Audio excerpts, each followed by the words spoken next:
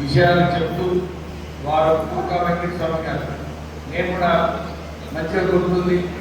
అప్పుడు జౌళి శాఖ మంత్రివర్గంలో ఉన్నప్పుడు ఈ సిరిసిల్లలో చాలా మంది జౌళి శాఖ కార్మికులు ఉన్నారు, వారికి న్యాయం చేయాలి అని చెప్పి ఆ రోజులలో మంచి ప్యాకేజ్ జౌళి శాఖ కార్మికులకి ఇవ్వడం జరిగింది.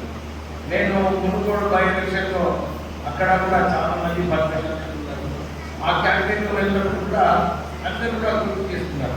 తర్వాత కాకా వెంకట స్వామి గారు మంత్రిగా ఉన్నప్పుడు ఆ పాఠశాలలో చాలా న్యాయం చేస్తున్నారని చెప్పి వాళ్ళందరూ కూడా గుర్తు చేసుకున్నారు. ఇప్పుడే మహేందర్ రెడ్డి గారు కూడా చెప్పారు, కాకా వెంకట స్వామి గారు వాళ్ళు ఇంటి పేరే గంటకు లేకుండా గుడిసెల వెంకట స్వామి గారు అని చెప్పి ఆయన ఒక పేరు సంపాదించారు. ఆది శ్రీనివాస్ గారు చెప్పారు, కాకా వెంకట స్వామి గారు నిరంతరం తెలంగాణ గురించి కొట్లాడి తెలంగాణ సాధించుకోవాలి, తెలంగాణలో న్యాయం జరుగుతుందని చెప్పి వారు కూడా చాలా చక్కగా చెప్పారు. గడ్డం నర్సయ్య గారు, కృష్ణాని గారు, ఎందుకంటే మన సత్యనారాయణరావు గారు వారు మా నాన్నగారు మంచి స్నేహితులు, వాళ్ళిద్దరూ కూడా కలిసి ఇప్పుడు తెలంగాణ ఉద్యమంలో పనిచేయడం జరిగింది. అంటే ఇంత చరిత్ర ఉన్న వెంకటస్వామి గారి కొడుకు నేను కూడా నిరంతరం ఎంపీగా అయిన తర్వాత ఎలా కాకా వెంకటస్వామి గారు పనిచేస్తారో ప్రజల సేవ చేయాలని చెప్పి అదే దిశలో కూడా నేను నడుపుతా ఉన్నాను.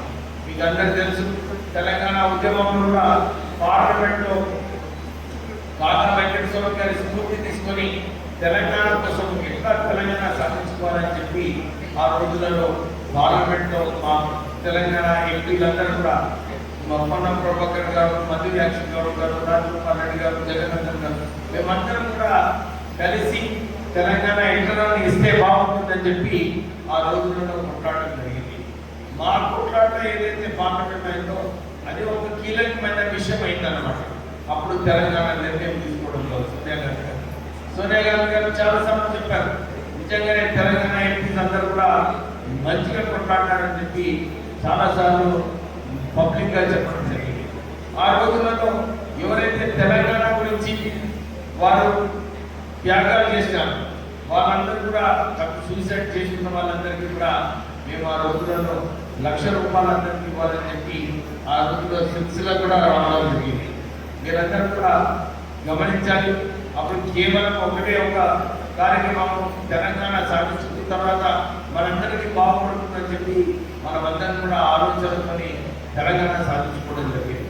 మీరందరూ చూసినారు ఈ 10 సంవత్సరాలు ఏదైతే టీఆర్ఎస్ ప్రభుత్వం హయాంలో ఉండేనో ప్రజల గురించి మర్చిపోయినారు. ప్రజల గురించి మర్చిపోయి కేవలం కుటుంబం ఎదగాలి, కుటుంబం మంచి బాగుండాలని చెప్పి ఆ ఆలోచనతోని వారు ఆ కుటుంబ సభ్యులందరూ కూడా అప్పు చేయడం జరిగింది. మనకు తెలుసు ఇక్కడ ఈ ప్రాంతాల్లో వారు చెప్పినట్టు ఇక్కడ ఒక శాండ్ మాఫియా ఉంది. ఆ రోజులలో ఆ శాండ్ మాఫియా వలన మన కొందరు దళితులు కూడా ఆ రోజులలో హింసించడం జరిగింది. నిజంగానే న్యాయం చేసే అవసరం ఉందని నేను ఇప్పుడు మైన్స్ శాఖ మంత్రిగా ఉన్నప్పుడు అయిన తర్వాత అన్ని చోట్ల కూడా ఇదే చెప్పినాను, ఇసుకే దందా బంద్ కావాలి, ఎవరైతే ఇసుకే దందాలో ఉన్నారో వాళ్ళని డెఫినెట్లీ చర్యలు తీసుకోవాలని చెప్పి కూడా నేను ఆదేశాన్ని ఇవ్వడం జరిగింది. మొన్న కేబినెట్ మీటింగ్ లో కూడా మాట్లాడినప్పుడు ముఖ్యమంత్రి గారు కూడా ఇది అన్నారు, ఏదైతే పన్ను రాష్ట్ర ప్రభుత్వం రావాలి, ఎందుకు రావాలంటే మనము ఏదైతే గ్యారంటీ కార్డు ఏదైతే తీసుకున్నామో ప్రజలకు మేలు కావాలని చెప్పి మనం ఈ గ్యారంటీ కార్డు ఇంప్లిమెంట్ చేయడం జరిగింది. వాళ్ళు డబ్బులు పెట్టుకుని ఇల్లు ఇస్తామని చెప్పి మోసం చేయడం జరిగింది.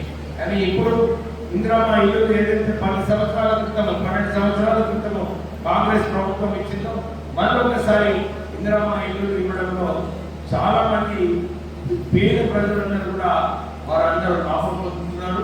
వారికి చాలా మందికి బేస్మెంట్ వరకు కూడా ₹1,00,000 మన రాష్ట్ర ప్రభుత్వంతో ఇవ్వడం జరిగింది.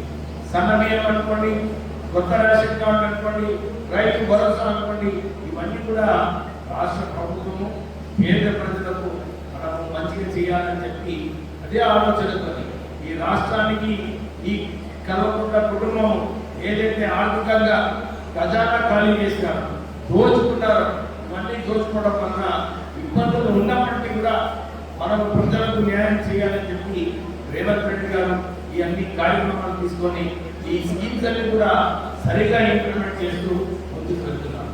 మనం ఒక విషయం గమనించాలి, ఈ గ్యారంటీ కార్డు వలన ఏదైతే ప్రజలకు ఇల్లు వస్తుందో, 200 యూనిట్లు ఫ్రీ వస్తుందో, ₹500 గ్యాస్, తర్వాత రాజీవ్ ఆరోగ్యశ్రీ స్కీమ్ కింద ₹10 లక్షల, మళ్ళీ దాంతో పాటు ఈ అడ్వాన్స్ టెక్నాలజీ సెంటర్ మనం ఆర్తి శ్రీనివాస్ గారు ఇంకా 12 కిలోమీటర్లు ఇక్కడి నుంచి వారికి ఒక అడ్వాన్స్ టెక్నాలజీ సెంటర్, ఇక్కడ మంచిగా స్కిల్ డెవలప్మెంట్ నేర్చుకొని వీళ్ళందరికీ ఉద్యోగాల అవకాశాలు కూడా కల్పించాలని చెప్పి ఈ ఆలోచనతో ఈ స్కిల్ డెవలప్మెంట్ సెంటర్స్ పెట్టడం జరిగింది.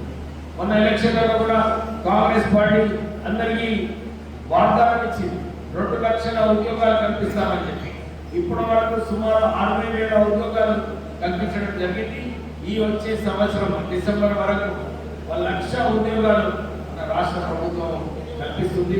ఆ తర్వాత ఏదైతే మాట ఇచ్చారో 2 లక్షల ఉద్యోగాలు ఇంకా వచ్చే 2 సంవత్సరాలలో ఈ 2 లక్షల ఉద్యోగాలు కూడా భర్తీ కావడం జరుగుతుంది.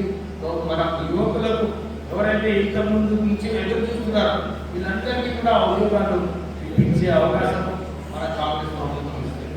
మీరందరూ చూస్తారు, ఇక్కడ ఎమ్మెల్యే కేటీ రామారావు అనుకుంటున్నాడు, నిన్న మాట్లాడుతూ కాళేశ్వరం నీళ్లు సక్సెస్ఫుల్ ఉందని, కాంగ్రెస్ ప్రభుత్వం కావాలని ఎంక్వైరీ పెడుతుందని చెప్తున్నారు.